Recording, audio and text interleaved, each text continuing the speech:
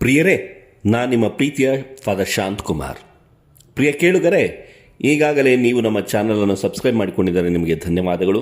ಇನ್ನೂ ಸಬ್ಸ್ಕ್ರೈಬ್ ಮಾಡಿಕೊಳ್ಳದೆ ಈ ವಿಡಿಯೋವನ್ನು ನೋಡ್ತಿರೋರು ದಯವಿಟ್ಟು ನಮ್ಮ ಚಾನಲನ್ನು ಸಬ್ಸ್ಕ್ರೈಬ್ ಮಾಡಿಕೊಂಡು ಬೆಲ್ ಬಟನ್ ಒತ್ತಬೇಕಾಗಿ ವಿನಂತಿ. ಇಂದು ತಾಯಿ ಧರ್ಮಸಭೆ ಅಖಿಲ ವಿಶ್ವದ ಅರಸ ಪ್ರಭು ಕ್ರಿಸ್ತರ ಮಹೋತ್ಸವವನ್ನು ಆಚರಿಸುತ್ತಿದೆ. ಪ್ರಿಯರೇ, ಈ ಹಬ್ಬದ ಬಗ್ಗೆ ಆಳವಾಗಿ ತಿಳಿದುಕೊಳ್ಳಲು ಈ ವಿಡಿಯೋವನ್ನು ಪೂರ್ತಿಯಾಗಿ ನೋಡಿ ಅಂತ ಕೇಳಿಕೊಳ್ತೇವೆ. ಸರಿ, ಹಾಗಾದರೆ ವಿಷಯಕ್ಕೆ ಬರೋಣ. ಪ್ರಿಯರೇ, ಒಂದು ಕ್ಷಣ ಕಲ್ಪಿಸಿಕೊಳ್ಳಿ. ಒಬ್ಬ ರಾಜನ ಪಟ್ಟಾಭಿಷೇಕ ನಡೆಯುತ್ತಿದೆ. ಆದರೆ ಅದು ಯಾವುದೋ ಭವ್ಯವಾದ ಅರಮನೆಯಲ್ಲ, ಬದಲಿಗೆ ಒಂದು ಬೆಟ್ಟದ ಮೇಲೆ ಇಬ್ಬರು ಅಪರಾಧಿಗಳ ನಡುವೆ. ತಲೆಯ ಮೇಲಿರೋದು ರತ್ನದ ಖಚಿತ ಕಿರೀಟ ಅಲ್ಲ, ಚುಚ್ಚೋ ಮುಳ್ಳಿನ ಕಿರೀಟ. ಕೂತಿರೋದು ಚಿನ್ನದ ಸಿಂಹಾಸನದ ಮೇಲಲ್ಲ, ಬದಲಿಗೆ ಮರದ ಶಿಲುಬೆಯ ಮೇಲೆ. ಇದು ಎಂಥ ರಾಜ! ನಿಜ, ರಾಜ ಅಂದ ತಕ್ಷಣ ನಮ್ಮ ಮನಸ್ಸಿಗೆ ಬರುವ ಅಧಿಕಾರ, ವೈಭವ, ಸೈನ್ಯ, ಸಂಪತ್ತು, ಈ ಎಲ್ಲದಕ್ಕೂ ಸಂಪೂರ್ಣ ವಿರುದ್ಧವಾದ ಚಿತ್ರಣವಿದು ಅಲ್ವಾ? ಖಂಡಿತವಾಗಿಯೂ ಹೌದು. ಪ್ರಿಯರೇ, ಈ ವಿರೋಧಾಭಾಸದ ಚಿತ್ರಣವನ್ನೇ ಇಂದಿನ ವಾಚನಗಳು ನಮಗೆ ನೀಡುತ್ತಿವೆ. ಇಂದು ಅಖಿಲ ವಿಶ್ವದ ಅರಸ ಪ್ರಭು ಕ್ರಿಸ್ತರ ಮಹೋತ್ಸವ. ಈ ಹಬ್ಬದ ಹಿಂದೆ ಒಂದು ಅಚ್ಚರಿ ರಾಜಕೀಯ ಹಿನ್ನೆಲೆಯೇ ಇದೆ. 20ನೇ ಶತಮಾನದಲ್ಲಿ, ಅಂದರೆ 1925ರಲ್ಲಿ ಇದ್ದಕ್ಕಿದ್ದಂತೆ ಈ ಹಬ್ಬವನ್ನು ಯಾಕೆ ಸ್ಥಾಪಿಸಬೇಕಾಯಿತು ಎಂಬ ಪ್ರಶ್ನೆ ನಿಮ್ಮೆಲ್ಲರಲ್ಲಿಯೂ ಈಗಾಗಲೇ ಮೂಡಿರಬಹುದು. 1925 ಸರಿ, ಆಗ ತಾನೇ ಮೊದಲ ಮಹಾಯುದ್ಧ ಮುಗಿದು ಕೆಲವು ವರ್ಷಗಳಾಗಿದ್ವು. ಜಗತ್ತು ಒಂದು ದೊಡ್ಡ ದುರಂತದಿಂದ ಚೇತರಿಸಿಕೊಳ್ಳೋಕೆ ಪ್ರಯತ್ನ ಮಾಡ್ತಿತ್ತು. ಆ ಕಾಲದ ಪರಿಸ್ಥಿತಿ ಹೇಗಿತ್ತು ಅಂತ ಹೇಳಿದ್ರೆ, ಯಾವ್ಯಾವ ವಿಚಾರಗಳು ಜನರ ಮನಸ್ಸನ್ನು ಆವರಿಸಿತ್ತು ಅಂತ ಹೇಳಿದ್ರೆ, ಅದು ತೀವ್ರ ಅಸ್ಥಿರತೆಯ ಕಾಲ. ಮೊದಲ ಮಹಾಯುದ್ಧ ಯುರೋಪನ್ನೇ ಧ್ವಂಸ ಮಾಡಿತ್ತು. ರಾಜ ಸಾಮ್ರಾಜ್ಯಗಳು ಬಿದ್ದು ಹೋಗಿತ್ತು. ಹೌದು ಪ್ರಿಯರೇ, ಮತ್ತೆ ಎಲ್ಲಕ್ಕಿಂತ ಹೆಚ್ಚಾಗಿ ಜನರ ಮನಸ್ಸಲ್ಲಿ ಇನ್ನೊಂದು ಯುದ್ಧದ ಭಯ ಆಳವಾಗಿ ಬೇರೂರಿತ್ತು. ಇಂತಹ ಒಂದು ಶೂನ್ಯದ ಸ್ಥಿತಿಯಲ್ಲಿ ಜನ ಹೊಸ ಭರವಸೆಗಳಿಗಾಗಿ, ಹೊಸ ನಾಯಕರುಗಳಿಗಾಗಿ ಹುಡುಕಾಡ್ತಿದ್ರು.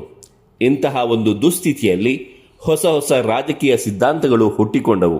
ಅದರಲ್ಲೂ ಮುಖ್ಯವಾಗಿ ರಾಷ್ಟ್ರೀಯತೆ ಅಂದರೆ ನ್ಯಾಷನಲಿಸಮ್ ಮತ್ತು ಜಾತ್ಯತೀತತೆ ಅಂದರೆ ಸೆಕ್ಯುಲರಿಸಮ್. ಇವು ಒಂದು ರೀತಿಯಲ್ಲಿ ವಿಶ್ವಾಸದ ಬದುಕಿಗೆ ಸವಾಲಾಗಿದ್ವು. ಯಾಕೆಂತ ಹೇಳಿದ್ರೆ, ಎರಡು ಪ್ರಬಲ ಅಲೆಗಳ ಹಾಗೆ ಈ ಎರಡು ಬಂದ್ವು. ಒಂದು ಉಗ್ರ ರಾಷ್ಟ್ರೀಯತೆ ಅಂದರೆ ನನ್ನ ದೇಶವೇ ಸರ್ವಶ್ರೇಷ್ಠ, ದೇಶಕ್ಕಾಗಿಯೇ ನನ್ನ ಸಂಪೂರ್ಣ ನಿಷ್ಠೆ ಅನ್ನೋ ಭಾವನೆ. ಇದು ದೇವರ ಮೇಲಿನ ನಿಷ್ಠೆಗಿಂತ ದೇಶದ ಮೇಲಿನ ನಿಷ್ಠೆಗೆ ಹೆಚ್ಚು ಪ್ರಾಮುಖ್ಯತೆ ಕೊಡೋಕೆ ಶುರು ಮಾಡಿತು. ಇನ್ನೊಂದು ಆಕ್ರಮಣಕಾರಿ ಜಾತ್ಯತೀತತೆ ಅಂತ ಹೇಳಿದ್ರೆ ಸೆಕ್ಯುಲರಿಸಮ್. ಅಂದರೆ ಧರ್ಮ ಅನ್ನೋದು ವೈಯಕ್ತಿಕ ವಿಚಾರ.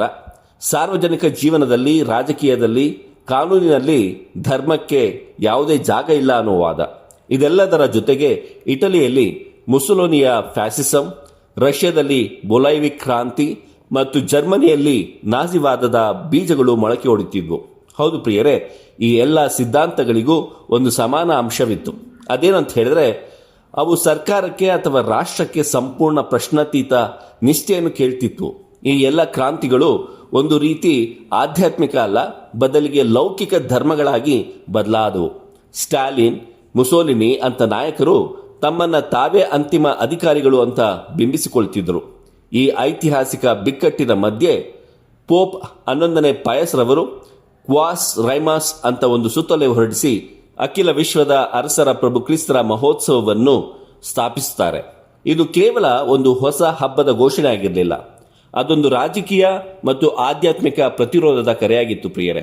ಅಂದರೆ ನಿಮ್ಮ ಲೌಕಿಕ ನಾಯಕರು ಯಾರೇ ಇರಲಿ, ಅವರೆಲ್ಲರಿಗಿಂತ ದೊಡ್ಡವನಾದ ಅಂತಿಮ ಅಧಿಕಾರವುಳ್ಳ ಒಬ್ಬ ರಾಜನಿದ್ದಾನೆ, ಆತನೇ ಪ್ರಭು ಕ್ರಿಸ್ತ ಅಂತ ಹೇಳೋ ಮೂಲಕ ಧರ್ಮಸಭೆ ಒಂದು ನಿಷ್ಠ ನಿಲುವನ್ನು ತೆಗೆದುಕೊಳ್ತಿತ್ತು.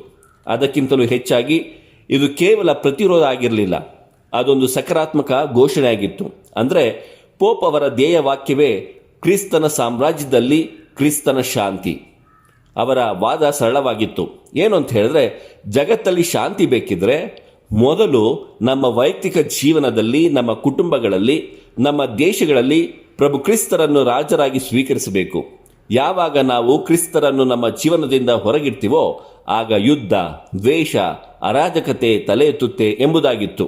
ಈ ಘೋಷಣೆ ಕೇವಲ ಸಿದ್ಧಾಂತವಾಗಿ ಉಳಿಯಲಿಲ್ಲ, ಬದಲಾಗಿ ಇದಕ್ಕಾಗಿ ಪ್ರಾಣವನ್ನೇ ಪಣಕ್ಕಿಟ್ಟ ಜನರು ಕೂಡ ಇದ್ರು.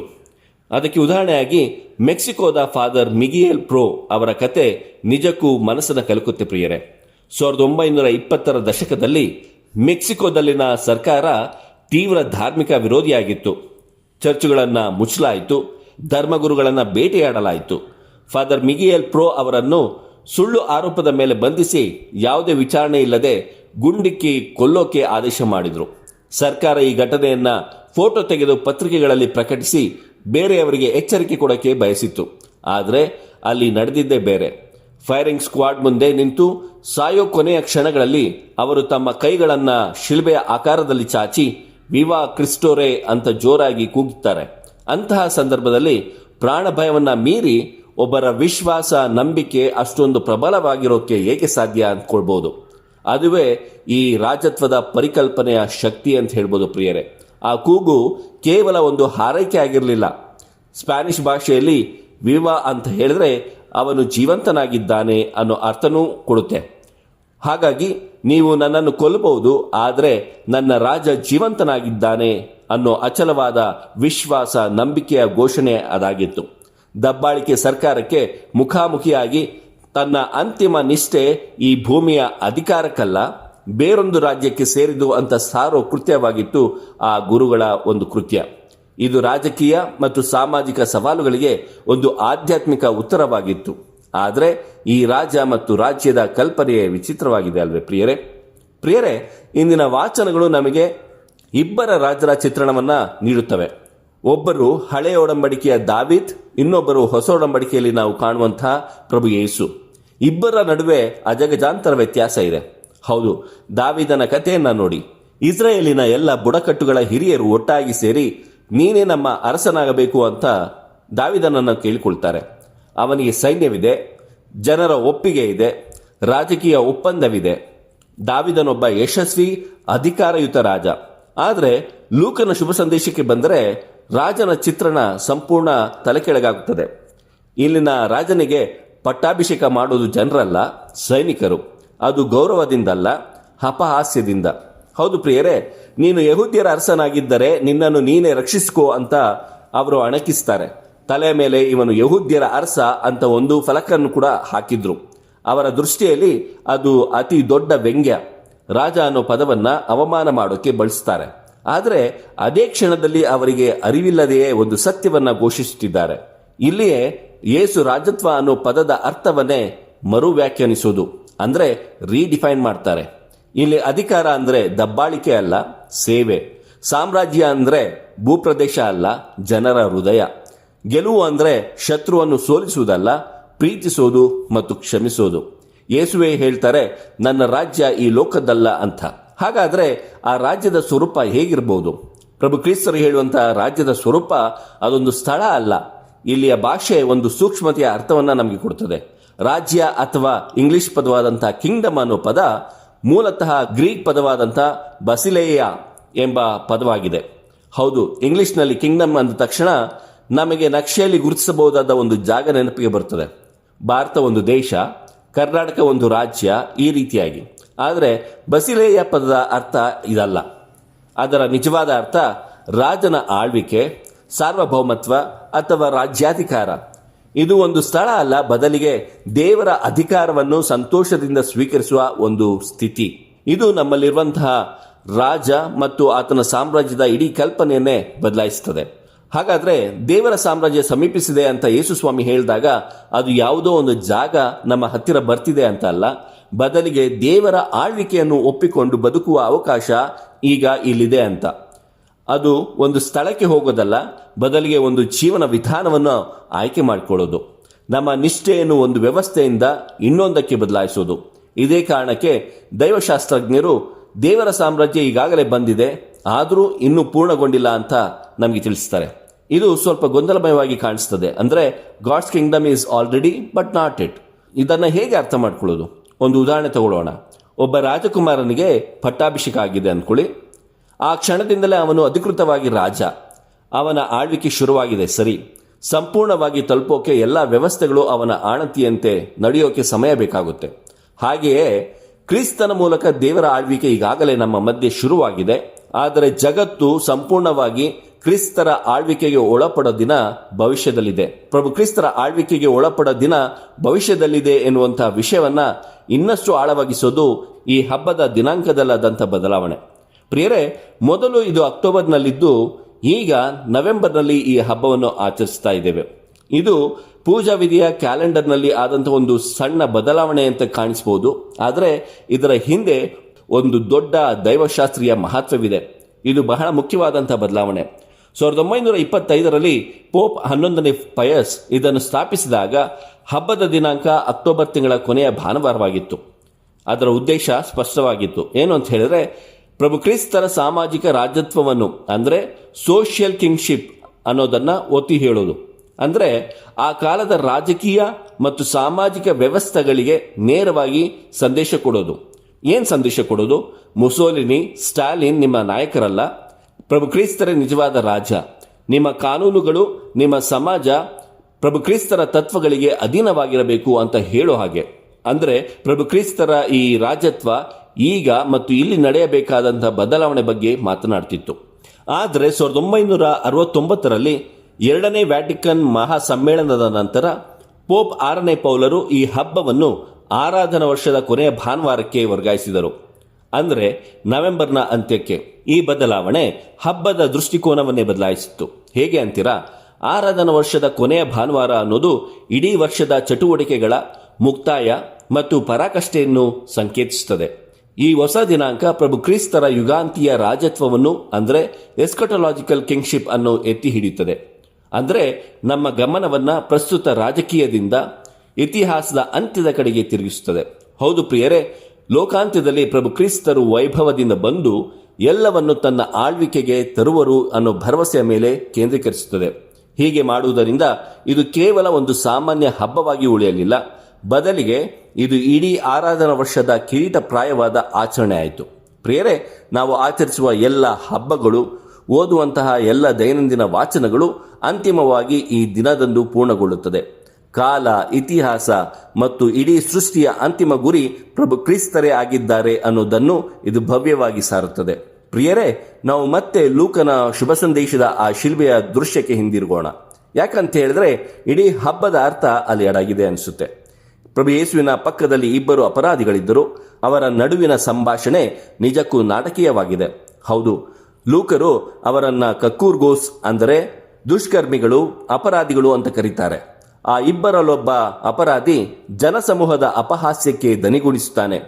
ನೀನು ಕ್ರಿಸ್ತನಾಗಿದ್ದರೆ ಮೊದಲು ನಿನ್ನನ್ನು ನೀನೇ ರಕ್ಷಿಸಿಕೋ, ಆಮೇಲೆ ನಮ್ಮನ್ನು ರಕ್ಷಿಸು ಅಂತ ಹೇಳಿ ಪ್ರಭು ಕ್ರಿಸ್ತರಿಗೆ ಸವಾಲಿಸುತ್ತಾನೆ. ಅದು ಹತಾಶೆ ಮತ್ತು ವ್ಯಂಗ್ಯದಿಂದ ಕೂಡಿದ ಮಾತು. ಆದರೆ ಇನ್ನೊಬ್ಬ ಅಪರಾಧಿಯ ಪ್ರತಿಕ್ರಿಯೆ ಸಂಪೂರ್ಣ ವಿಭಿನ್ನವಾಗಿತ್ತು. ಅವನು ಮೊದಲನೆಯ ಅಪರಾಧಿಯನ್ನು ಗದರಿಸುತ್ತಾನೆ. ನಮಗೇನೋ ಶಿಕ್ಷೆ ನ್ಯಾಯವಾಗಿದೆ, ನಾವು ಮಾಡಿದ್ದಕ್ಕೆ ಫಲ ಅನುಭವಿಸುತ್ತಿದ್ದೇವೆ, ಆದರೆ ಇವರು ಯಾವ ತಪ್ಪನ್ನು ಮಾಡಿಲ್ಲ ಅಂತ ಹೇಳಿ ಪ್ರಭು ಕ್ರಿಸ್ತರ ಬಗ್ಗೆ ಹೇಳುತ್ತಾನೆ. ಆ ಕ್ಷಣದಲ್ಲಿ ಆ ವ್ಯಕ್ತಿ ಒಂದು ಅದ್ಭುತವಾದ ವಿಶ್ವಾಸದ, ನಂಬಿಕೆಯ ಜಿಗಿತವನ್ನು ಮಾಡ್ತಾನೆ ಅಂತ ಅನ್ಕೊಳ್ಬಹುದು. ಸುತ್ತಲೂ ಎಲ್ಲರೂ ಗೇಲಿ ಮಾಡ್ತಾ ಇದ್ದಾರೆ. ಯೇಸುವಿನ ಶಿಷ್ಯರೇ ಓಡಿ ಹೋಗಿದ್ದಾರೆ. ಹೌದು, ಅಧಿಕಾರದ, ರಾಜವೈಭವದ ಯಾವುದೇ ಕೂಡ ಒಂದು ಕುರುಹು ಕೂಡ ಅಲ್ಲಿ ಇಲ್ಲ. ಯೇಸು ಒಬ್ಬ ಸೋತ ಅಸಹಾಯಕ ವ್ಯಕ್ತಿ ಹಾಗೆ ಕಾಣ್ತಿದ್ದಾರೆ. ಅದರಲ್ಲೂ ಅವ್ರ ಜೊತೆ ಇನ್ನು ಕೆಲವೇ ಕ್ಷಣಗಳಲ್ಲಿ ಅವರು ಕೂಡ ಸಾಯುವಂತಹ ಪರಿಸ್ಥಿತಿ ಅಲ್ಲಿ ಇತ್ತು. ಆದರೂ ಕೂಡ ಆ ಅಪರಾಧಿ ಮಾತ್ರ ಪ್ರಭು ಕ್ರಿಸ್ತರಲ್ಲಿ ಒಬ್ಬ ರಾಜನನ್ನು ನೋಡ್ತಾನೆ. ನಂತರ ಅವನು ಯೇಸುವಿನ ಕಡೆ ತಿರುಗಿ ಈ ಒಂದು ಮಾತನ್ನು ಕೇಳುತ್ತಾನೆ, ಪ್ರಭು ಯೇಸುವೆ, ನೀವು ರಾಜ್ಯಾಧಿಕಾರದೊಡನೆ ಬರುವಾಗ ನನ್ನನ್ನು ಜ್ಞಾಪಿಸಿಕೊಳ್ಳಿ. ಈ ಮಾತು ಎಷ್ಟು ಶಕ್ತಿಯುತವಾಗಿದೆ. ಭವಿಷ್ಯದ ಬಗ್ಗೆ, ಪುನರುತ್ಥಾನದ ಬಗ್ಗೆ, ಒಂದು ಅದೃಶ್ಯ ರಾಜ್ಯದ ಬಗ್ಗೆ ಅವನಿಗೆ ನಂಬಿಕೆ ಇತ್ತು, ವಿಶ್ವಾಸ ಇತ್ತು ಎನ್ನುವುದನ್ನ ಇದು ನಮಗೆ ತಿಳಿಯಪಡಿಸುತ್ತದೆ. ಅದಕ್ಕೆ ಯೇಸುವಿನ ಉತ್ತರ, ಪ್ರಿಯರೇ, ಇನ್ನೂ ಅದ್ಭುತವಾಗಿತ್ತು. ನಾನು ನಿನಗೆ ಸತ್ಯವಾಗಿ ಹೇಳುತ್ತೇನೆ, ಹಿಂದೆ ನೀನು ನನ್ನೊಡನೆ ಪರಂಧಾಮದಲ್ಲಿರುವೆ, ಅಂದರೆ ಪ್ಯಾರಡೈಸ್ನಲ್ಲಿ ಇರುವೆ ಎಂಬುದಾಗಿ ಯೇಸು ನುಡಿಯುತ್ತಾರೆ. ಪ್ರಿಯರೇ, ಇಲ್ಲಿ ಪರಂಧಾಮ ಅಥವಾ ಪ್ಯಾರಡೈಸ್ ಅನ್ನೋ ಪದಕ್ಕೆ ವಿಶೇಷವಾದಂತಹ ಅರ್ಥವಿದೆ. ಅದೊಂದು ಪರ್ಷಿಯನ್ ಪದ. ಅದರ ಅರ್ಥ ಗೋಡೆಯಿಂದ ಆವೃತವಾದ ಉದ್ಯಾನ ಅಂತ. ಹಳೆಯ ಒಡಂಬಡಿಕೆಯ ಗ್ರೀಕ್ ಅನುವಾದದಲ್ಲಿ ಈ ಪದವನ್ನು ಏದೋನ್ ತೋಟವನ್ನು ವಿವರಿಸಕ್ಕೆ ಬಳಸಲಾಗಿದೆ. ಆದಿಕಾಂಡದ ಕಥೆಯ ಪ್ರಕಾರ ಮಾನವನ ಪಾಪದಿಂದಾಗಿ ಏದೋನ್ ತೋಟ ಅಂದರೆ ಪ್ಯಾರಡೈಸಿನ ಅಥವಾ ಪರಂಧಾಮದ ಬಾಗಿಲು ಮುಚ್ಚಲ್ಪಟ್ಟಿತ್ತು. ದೇವರ ಸನ್ನಿಧಾನದಿಂದ ದೂರವಾಗಿದ್ದ. ಹಾಗಾದರೆ ಯೋಚನೆ ಮಾಡಿ, ಶಿಲುವೆ ಮೇಲಿನ ಪ್ರಭು ಯೇಸುವಿನ ಒಂದು ಮಾತು ಇಡೀ ಮಾನವ ಇತಿಹಾಸದ ಆರಂಭದ ಕಥೆಯನ್ನೇ ತಿರುಗುಮುರುಗು ಮಾಡುವ ಒಂದು ಕ್ರಿಯೆಯಾಗಿತ್ತು ಅನಿಸುತ್ತದೆ. ಸೋಲಿನ ಮತ್ತು ಅವಮಾನದ ಚಿಹ್ನೆಯಂತಿದ್ದ ಶಿಲುಬೆಯ ಮೇಲೆ ಯೇಸು ಆ ಮುಚ್ಚಲ್ಪಟ್ಟಿದ್ದ ಪರಂಧಾಮದ ಬಾಗಿಲನ್ನ ಮತ್ತೆ ತೆರೆದಿದ್ದಾರೆ. ಶಿಲುಬೆಯೇ ವಿಮೋಚನೆಯ ದ್ವಾರವಾಗುತ್ತಿದೆ. ಎಲ್ಲಕ್ಕಿಂತ ಆಶ್ಚರ್ಯದ ಸಂಗತಿ ಅಂತ ಹೇಳಿದ್ರೆ, ಆ ದ್ವಾರದ ಮೂಲಕ ಮೊದಲು ಪ್ರವೇಶ ಪಡೆಯುತ್ತಿರುವುದು ಒಬ್ಬ ಪಂಡಿತನಲ್ಲ, ಪುರೋಹಿತನಲ್ಲ, ರಾಜನಲ್ಲ, ವಿದ್ವಾಂಸನಲ್ಲ, ಬದಲಿಗೆ ಸಮಾಜದಿಂದ ತಿರಸ್ಕರಿಸಲ್ಪಟ್ಟ ಸಾವಿಗೆ ಗುರಿಯಾದ ಒಬ್ಬ ಅಪರಾಧಿ. ಖಂಡಿತ ಇದು ದೇವರ ಆತಿಥ್ಯದ, ಕ್ಷಮೆಯ, ಪ್ರೀತಿಯ ಪರಾಕಷ್ಟೆ. ಪ್ರಿಯರೇ, ಯೇಸು ತನ್ನ ಜೀವನದುದ್ದಕ್ಕೂ ಯಾರನ್ನು ಹುಡುಕಿಕೊಂಡು ಹೋದರು? ಪಾಪಿಗಳು, ತಿರಸ್ಕೃತರು, ಸಮಾಜದ ಅಂಚಿನಲ್ಲಿರುವವರು. ಪ್ರಿಯರೇ, ಆ ಅಪರಾಧಿಗೊಬ್ಬನಿಗೆ ತನ್ನ ರಾಜ್ಯದಲ್ಲಿ ಮೊದಲ ಸ್ಥಾನವನ್ನು ಪ್ರಭು ಯೇಸು ಕ್ರಿಸ್ತರು ಕೊಡುತ್ತಿದ್ದಾರೆ. ಆ ಅಪರಾಧಿಯಂತೆ ನಮ್ಮ ಜೀವನದ ಅತ್ಯಂತ ದುರ್ಬಲ, ಸೋತ, ಅವಮಾನದ ಕ್ಷಣಗಳಲ್ಲಿಯೂ ಸಹ ನಾವು ರಾಜರಾದ ಪ್ರಭು ಕ್ರಿಸ್ತರ ಕಡೆಗೆ ತಿರುಗಿದಾಗ ನಮಗೂ ಅದೇ ಸ್ವಾಗತ ಸಿಗುತ್ತೆ ಅನ್ನೋ ಭರವಸೆಯನ್ನ ಈ ಘಟನೆ ನಮಗೆ ನೀಡುತ್ತದೆ. ಅಂದರೆ ಪ್ರಭು ಯೇಸು ಕ್ರಿಸ್ತರ ರಾಜ್ಯವನ್ನು ಪ್ರವೇಶಿಸಲು ಸಾಧ್ಯವಾಗುವುದು ನಮ್ಮ ಅರ್ಹತೆಗಳಲ್ಲ, ಅವರಲ್ಲಿ ನಾವು ಇಟ್ಟಿರುವಂತಹ ನಮ್ಮ ವಿಶ್ವಾಸ, ನಮ್ಮ ನಂಬಿಕೆಯೇ ಮುಖ್ಯವಾಗುತ್ತದೆ. ಪ್ರಿಯರೇ, ಇವತ್ತಿನ ವಾಚನಗಳಿಂದ ನಮಗೆ ಸ್ಪಷ್ಟವಾಗುವುದೇನೆಂದರೆ, ಪ್ರಭು ಕ್ರಿಸ್ತರ ರಾಜತ್ವವು ಲೌಕಿಕ ಅಧಿಕಾರಕ್ಕೆ ಮತ್ತು ಅದರ ಮೌಲ್ಯಗಳಿಗೆ ಸವಾಲೆಸೆಯುತ್ತದೆ.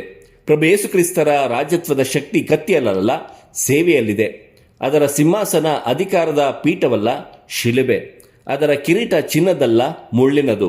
ಹೌದು ಪ್ರಿಯರೇ, ಅದರ ಗೆಲುವು ದಬ್ಬಾಳಿಕೆಯಿಂದಲ್ಲ, ತ್ಯಾಗ ಮತ್ತು ಕ್ಷಮೆಯಿಂದ ಬರುತ್ತದೆ. ಮತ್ತು ಈ ರಾಜ್ಯಕ್ಕೆ ಪ್ರಜೆಗಳಾಗುವುದು ಅಂದರೆ ಕೇವಲ ಭಾನುವಾರದಂದು ಪ್ರಭು ಕ್ರಿಸ್ತರೇ ರಾಜ ಅಂತ ಘೋಷಿಸೋದಲ್ಲ, ಬದಲಿಗೆ ಸೋಮವಾರ ನಮ್ಮ ಕೆಲಸದ ಸ್ಥಳಗಳಲ್ಲಿ, ನಮ್ಮ ಕುಟುಂಬದಲ್ಲಿ, ನಮ್ಮ ನಿರ್ಧಾರಗಳಲ್ಲಿ ಪ್ರಭು ಯೇಸುವಿನ ತತ್ವಗಳಿಗೆ ಬದ್ಧರಾಗಿ ಬದುಕುವುದು. ನಮ್ಮ ಮನಸ್ಸು, ಇಚ್ಛೆ, ನಮ್ಮ ಹೃದಯ ಮತ್ತು ನಮ್ಮ ದೇಹ ಎಲ್ಲವೂ ಪ್ರಭು ಕ್ರಿಸ್ತರ ಆಳ್ವಿಕೆಗೆ ಒಳಪಟ್ಟಿರಬೇಕು. ಇದು ನಮ್ಮ ಜೀವನದ ಎಲ್ಲ ಕ್ಷೇತ್ರಗಳಿಗೂ ಪ್ರಭು ಕ್ರಿಸ್ತರನ್ನು ರಾಜನನ್ನಾಗಿ ಆಹ್ವಾನಿಸಿದ ಹಾಗೆ. ನಮ್ಮ ಯಶಸ್ಸಿನ ಕ್ಷಣಗಳಿಗೆ ಮಾತ್ರ ಅಲ್ಲ, ನಮ್ಮ ವೈಫಲ್ಯ, ಪಾಪ ಮತ್ತು ನಾಚಿಕೆಯ ಕತ್ತಲ ಕೋಣೆಗಳಿಗೂ ಪ್ರಭು ಯೇಸು ಕ್ರಿಸ್ತರನ್ನ ಬರಮಾಡಿಕೊಳ್ಳೋದು. ಆಗಲೇ ನಾವು ಪ್ರಭು ಕ್ರಿಸ್ತರ ರಾಜ್ಯದ ನಿಜವಾದ ಪ್ರಜೆಗಳಾಗ್ತೀವಿ. ಪ್ರಿಯರೇ, ನಾವು ಶುಭ ಸಂದೇಶಗಳಲ್ಲಿ 2 ರೀತಿಯ ಗುಂಪುಗಳನ್ನ ನಾವು ಕಾಣ್ತೇವೆ. ಒಂದು, ಶಿಲುಬೆಯ ಬಳಿ ನಿಂತು ಯೇಸುವನ್ನು ಸಕ್ರಿಯವಾಗಿ ಗೇಲಿ ಮಾಡಿದ, ಅಪಹಾಸ್ಯ ಮಾಡಿದ ಗುಂಪು. ಇನ್ನೊಂದು, ಮತ್ತಾಯನ ಶುಭ ಸಂದೇಶದಲ್ಲಿ ಬರುವಂತಹ ಗುಂಪು. ನ್ಯಾಯ ತೀರ್ಪಿನ ದಿನದಂದು ರಾಜನು ಆಡುಗಳು ಎಂದು ಕರೆಯಲ್ಪಡುವ ಗುಂಪನ್ನು ತಿರಸ್ಕರಿಸುತ್ತಾನೆ. ಯಾಕೆಂದರೆ ಅವರು ಹಸಿದವರಿಗೆ ಅನ್ನ ಕೊಡಲಿಲ್ಲ, ಬಾಯಾರಿದವರಿಗೆ ನೀರು ಕೊಡಲಿಲ್ಲ, ಸಂಕಷ್ಟದಲ್ಲಿರುವವರಿಗೆ ಸಹಾಯಕ್ಕೆ ಹೋಗಲಿಲ್ಲ. ಅಂದರೆ ಅವರ ಪಾಪ ಕ್ರೌರ್ಯದಲ್ಲ, ನಿರ್ಲಕ್ಷ್ಯದ್ದು. ಅವರು ಕೆಟ್ಟದ್ದನ್ನು ಮಾಡಿದ್ದಕ್ಕಲ್ಲ, ಒಳ್ಳೆಯದನ್ನು ಮಾಡದೆ ಸುಮ್ಮನೆ ಇದ್ದುದಕ್ಕಾಗಿ ತಿರಸ್ಕರಿಸಲ್ಪಟ್ಟರು.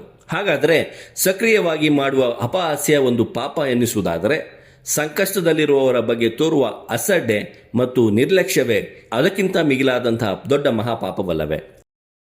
ಅಖಿಲ ವಿಶ್ವದ ಅರಸ ಪ್ರಭು ಕ್ರಿಸ್ತರೇ, ನಮಗೆ ದಯೆ ತೋರಿ ನಮ್ಮನ್ನು ಹರಸಿರಿ. ನೀವು ನಮ್ಮ ಕುಟುಂಬದ, ನಮ್ಮ ಜೀವನದ ರಾಜರಾಗಿ ರಾಜ್ಯಭಾರ ನಡೆಸಿರಿ ಎಂಬುದಾಗಿ ಹೇಳುತ್ತಾ, ದೇವರು ನಮ್ಮೆಲ್ಲರನ್ನು ಆಶೀರ್ವದಿಸಲಿ. ಇದು ದನಿ ಮಾಧ್ಯಮ ಮನೆಯ ಕೊಡುಗೆ. ವಂದನೆಯ ಸ್ವಾಮಿ ಶಾಂತಕುಮಾರ್ ಜೆ, ಬೆಂಗಳೂರು ಮಹಾಧರ್ಮ ಕ್ಷೇತ್ರ. ಪ್ರಿಯರೇ, ಈ ಚಾನೆಲ್ ಅನ್ನು ಸಬ್ಸ್ಕ್ರೈಬ್ ಮಾಡಿ ಪ್ರತಿದಿನ ದೇವರ ವಾಕ್ಯವನ್ನು ಆಲಿಸುತ್ತಾ ಅದನ್ನು ಇತರರೊಂದಿಗೆ ಹಂಚಿಕೊಳ್ಳಲು ನಮಗೆ ನೆರವಾಗಿರಿ. ಧನ್ಯವಾದಗಳು.